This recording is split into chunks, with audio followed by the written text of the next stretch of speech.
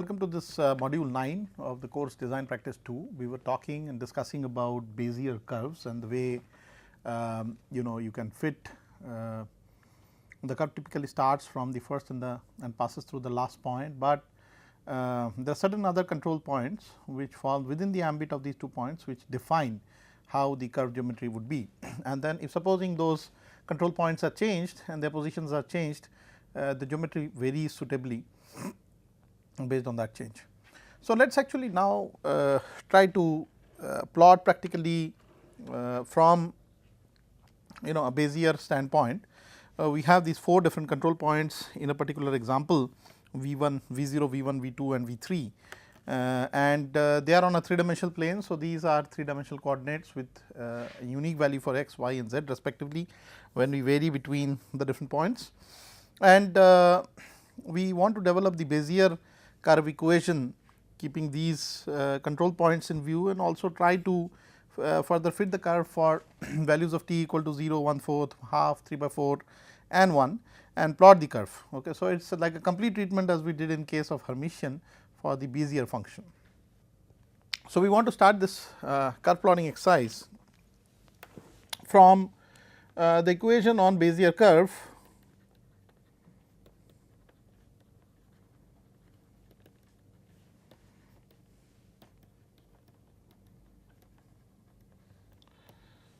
because the number of control points is 4.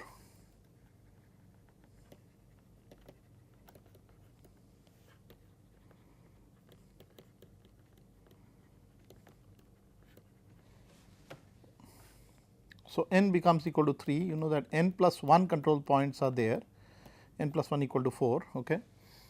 So, the curve function that would happen because of that looks something like I varying from 0 to 3 factorial 3 by factorial I factorial 3 minus I t to the power of I 1 minus t to the power of 3 minus I V I, where V I is the number of control points. The number of control points are V0, V1, V2 and V3 respectively 0 to 3. So, I varies in that manner, and so if I wanted to actually try to write this in algebraic manner, this Vt would look something like V0 1 minus t whole cube plus 3 V1 t times of 1 minus t square plus 3 V2 square of t times of 1 minus t, I am sorry, plus 3 V3 times of t cube. T of course, we vary between 0 and 1, that is how the parametric form of equation is defined. And we now start substituting the different values. You know that there are all different x, y and z coordinates in case of these values. This is, I am sorry, this is not 3 V3, but just V3 T3 T cube. So, when we substitute the x values, y and z values respectively, and for the different values of t that have been given in the question, namely 0, 1/4, half, 3/4 and 1, we want to find out the different points of this Bezier curve, which will give you an idea of how the curves would pass through, or what points the curves would pass through in space, where the first and the last points are similar to V0 and V3, but the in between points may typically be different than the points which are there actually on the Bezier curve. So, let us algebraically, let us numerically try to solve this example here. Let us say when we do for V0, you know that V0 has coordinate value which is given by 0, 0, 0, because this is the first point, and typically the Bezier curve's first point also passes through the point which is outlaid across both ends of the curve, that is V0 and V3 in this particular case. So, we know V0, we need to find out what is V1/4, and for doing that we first put only the x values. Okay. So, we now split this up into 3. So, you have a Vx of 1/4, you have a Vy of 1/4 and you have a Vz of 1/4, and all of them are amounting to solving the equations with different substitutions for V0, V1, V2 and V3 and so forth. We know that the values of V1 are 0, 2, 0, that of V2 are 4, 2, 0 and that of V3 are basically 4, 0, 0. Okay. So, the V3 here in this case in any event is going to be 4, 0, 0, which is corresponding to I am sorry, this is V1. Okay. So, that means corresponding to t equal to 1, this is necessarily where the curve should pass through, and let us look at what are the Vx, Vy and Vz's.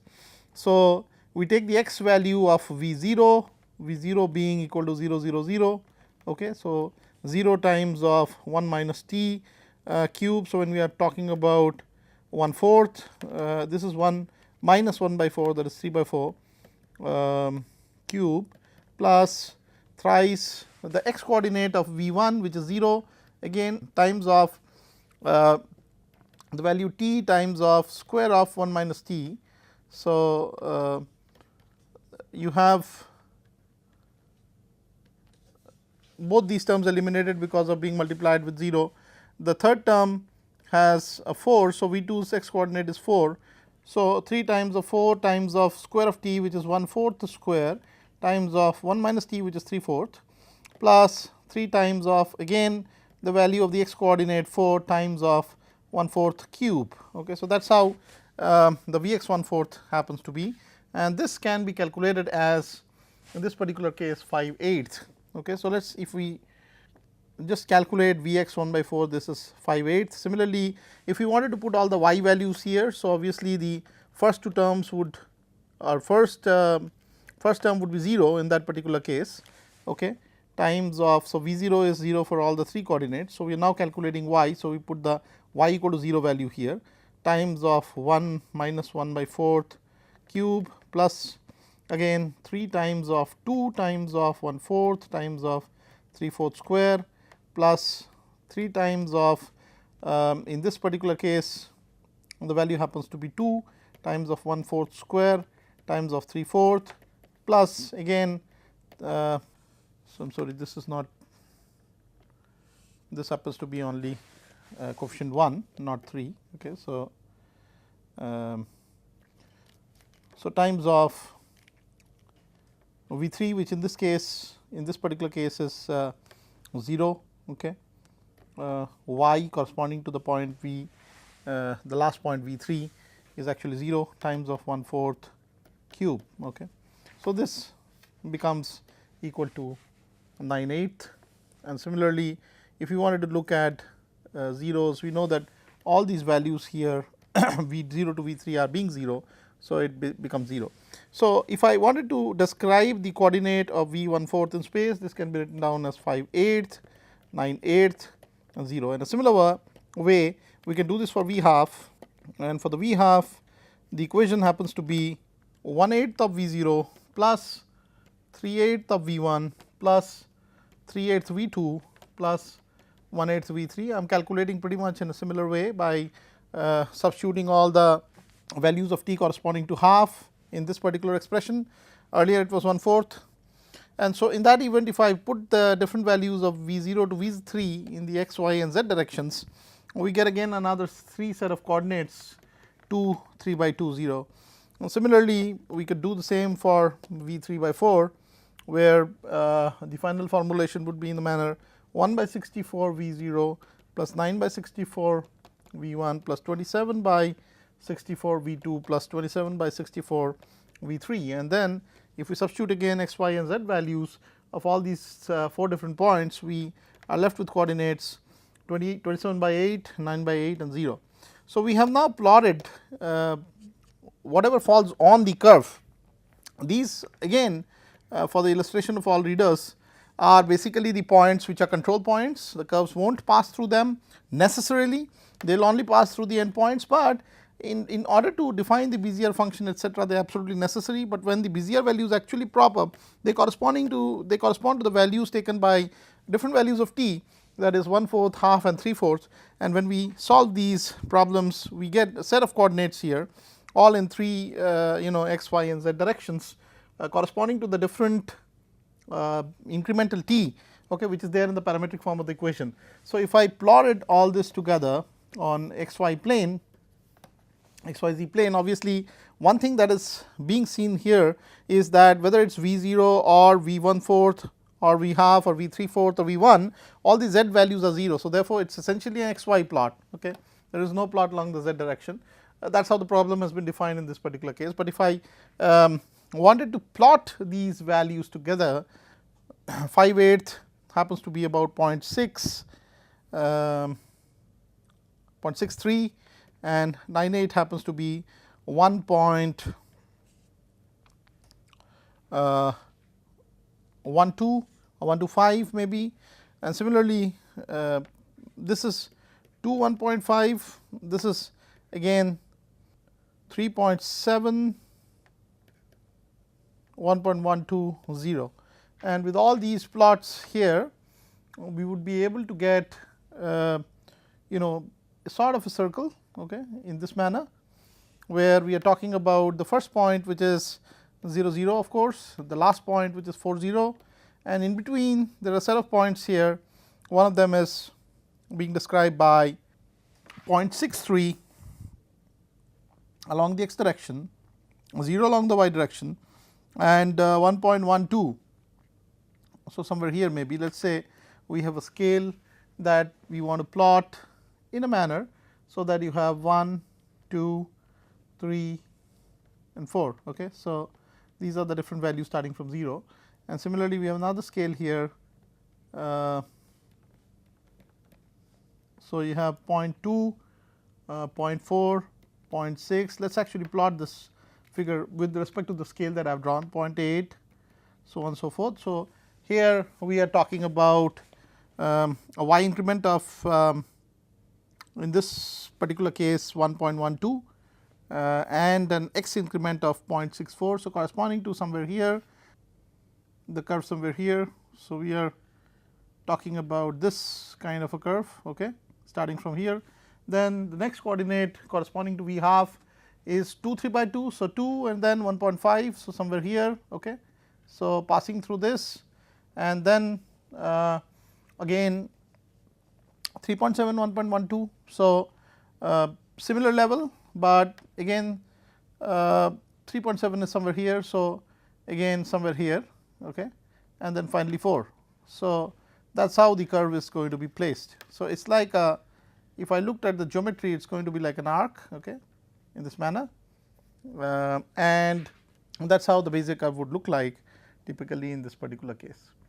So, the Bezier curve is defined by now a polynomial or polygon described through connecting all the different coordinates, and if I looked at whether the condition of the Bezier is being set here, namely the first point would align with the tangent. So, the first line segment of the polygon of a curve would line with the tangent to the first point, and the last line segment would line with the tangent to the last point. So, it is actually true in this particular case, because when we start with the different points, control points, you have 0 0 here, then 4 2. So, 4 2 is something like, I am sorry, 0 2, 0 2 is something like here, okay. So, we are talking about a point somewhere here as v 1, this is v 0. Then similarly we have v 2, v 2 is corresponding to 4 2. So, somewhere here again 4 and 2. So, this is v 2, okay. So, we join these 2 points, and then finally v 3 to v 4, okay. So, this is the polygon which we are creating with respect to this Bezier curve, and as you see here, the tangents of the first and last points are parallel to the line segments which define the polygon, which is going to define the curve. So, in a way, that is how Bezier curve is defined. So, practically you have now seen how different fits like Hermitian as well as Bezier curves are lined. We can actually try and look at some other varieties of what are the essential differences. So, we have different curve fitting geometries like the B-spline fit, the rational B-spline, the non-uniform rational B-spline curves. The B-spline is considered a generalization of the Bezier curve. Local control is an interesting feature in such a B-spline plot or B-spline curve. It implies that any change in the local control point affects only that part of the curve. So, therefore, just as in the Bezier, you saw that if even one of the control points vary, the overall shape and feature of the size of the curve changes. In this particular case, if a single point varies, it only concerns the overall curve variation to be in that particular segment of the polynomial which has that particular point. Okay. So, you can locally vary rather than globally varying the whole curve, as was the case for the Bezier. So, there is a further degree of control that can be given through rational B-splines, which are a sort of a generalization of B-splines with an added weight. So, now each section would have a different weight. So, if I wanted to vary one section and typically I can put a higher weight to that. So, a little bit variation in the control point would give a lot of variation in that particular section and vice versa. So, that is how you have the different features of curve fitting in 2D plane. We will go to a little bit interesting a different dimension altogether of the problem, which is about surface modeling. So far you have been looking into how 2-dimensional curves, which would get into organic 2-dimensional forms, let us say, would be able to get created in terms of data structure within a computer. Now, looking ahead, I am going to talk extensively about how given a particular curve or given a set of different curves, how can we align them together or integrate them together to form a surface. Because so far, even if with line geometry or even with, let us say, the wireframe model, we are able to define the overall shape and feature, it is very difficult to see how the surface behavior would happen, particularly in 3D solids. And when we are talking about organic solids or organic shapes, even the complexity is much higher.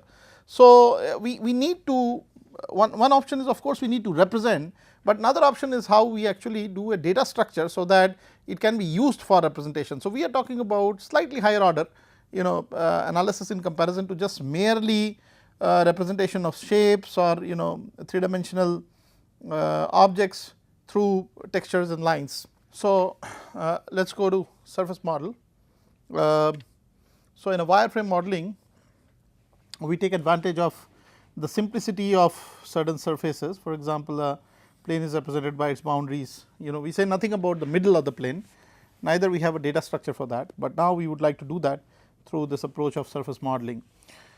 So, further to add complexity, we know that shapes of cars and aircrafts are not that simple, and particularly ships also are very complex, and so they do not consist of simple geometries anymore, and so representing only the whole feature with boundaries is not really a very good idea, particularly when we talk about creating a data structure, so that a 3-dimensional plane can be seen. See, visualization generally has been enhanced because of the CAD technology. So, therefore, why not utilize it fully is the next question, and so a complex data structure needs to be developed, so that you can plot that in terms of a surface with control of each and every point on the surface that we are constructing.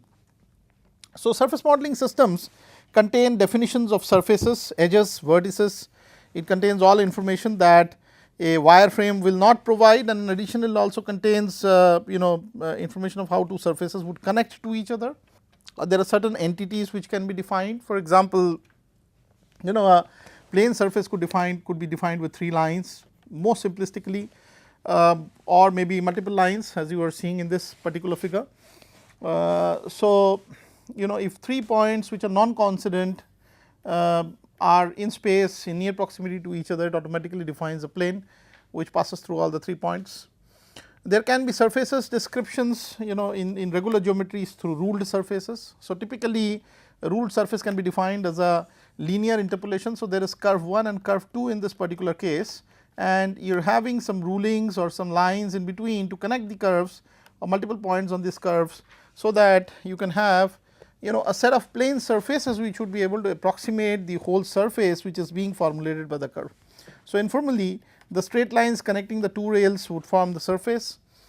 There can be surface of revolution created. For example, there is a line which sweeps in plane across another line at a certain angle.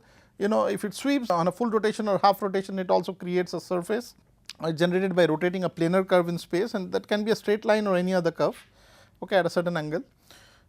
You also have tabulated cylinders. So, in this particular geometry, we are considering the surface to be generated by sweeping a planar curve in space in a certain direction at a certain distance. For example, above a straight line sweeps, for example, sweeps in a rotational manner, and it sweeps about a path which is circular in nature with the center. So, typically the straight line would then be called the generatrix, and the circle would be called the directrix, which generates the straight line to move along the circle, thus formulating a surface. We also talk about Bezier surfaces or B-spline surfaces, which are slightly complex. They are not that easy as the regular surfaces has been shown in the last 3 examples here, 4 examples here. So, they are actually irregular surfaces. Okay. And so, when we come to irregularity and we come to patches which are formulated through multiple data structures, probably with the Hermitian fit in mind or with, let us say, the Bezier fit in mind, it is very obvious. So, this whole patch is created with the goal of trying to fit on a complex profile, so that we can get the extract of the data, okay, of that surface through predictive modes once this fits very well with the profile itself. And instead of going for a sort of a 2-dimensional space curve, we are talking about a surface. So, therefore, obviously, the degrees of freedom would increase in that case, and because of the degrees of freedom increasing by 1 order, there would be a variety of complexity created which would be needed for maintaining and creating such a data structure. Let us look at one problem example here when we talk about again how to represent surfaces in terms of implicit and explicit equations. Okay. So, because there is a third dimension involved and degree of freedom is increased by 1, we would like to represent in an implicit manner a particular surface through an equation f x y z equal to 0, a function of x, y and z altogether equal to 0. It will define geometrically a locus of points that satisfy the constraint equation, okay, and that those locus of points, if plotted in a 3-dimensional space, would result in what we know as the surface. So, what it basically means is that you have 2 variables in this particular way, x and y, and we are representing through a function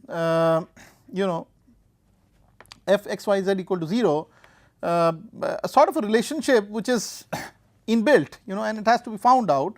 So, we call this, let us say, capital Z x and y. So, the whole third dimensional z is defined by different values of the variables x and y. So, the same thing can be written in explicit form. Remember, in the curve case we had talked about 2 different equations. For example, how x would be independently related to y and z, because in this case, in that particular case, both y and z were dependent variables, where x was the independent variable. In this particular case, it is that both x and y are the independent variables, degree of freedom is increased by 1, and z is the dependent variable. So, we can describe the same equation in a very explicit manner, in a very direct manner, by saying that v the locus of all points v in space would be represented as x, y and function of x, y, which is actually the z value. So, here the function is very clear, you do not need to calculate as you need to do from this extract here, okay, and so that is why it is called explicit. So, when you compare the equations for a 2D curve and a 3D surface, the only difference between a space curve and a surface mathematically is that points on a space curve are defined by a single degree of freedom, and that on a surface by 2 degrees of freedom. Remember, new variable y has been added into the x variable, which was otherwise used for describing the space curves. So, that is the whole difference which happens in case of a surface. This, for example, is a representation of a surface. So, usually an arbitrary surface in x and y could be defined with a functional relationship f x y equals the third dimension z, and it can be again mapped with an xy grid, where we have independent values of x and y, and corresponding to each value or each combination of x and y, we plot a z value. Okay. So, there are exactly p plus 1 and q plus 1 points in the x and y grid, one in the x direction, one in the y direction, to define a set of points which would be able to finally formulate the surface. So, we would like to now probably at some next module consider how to represent such a surface mathematically. I would like to just do one case of a Hermitian surface or a Hermitian patch, and the idea is that a Bezier patch can be an extension of what I do for the Hermitian. The computations will become extensive, because obviously the data structure now has one completely new degree of freedom which adds up. So, there are different combinations and combinatorials which will be formulated between the x and y, so that there can be a z value which maps the surface. So, we will do this in the next module. I am going to close this module in the interest of time. Thank you very much.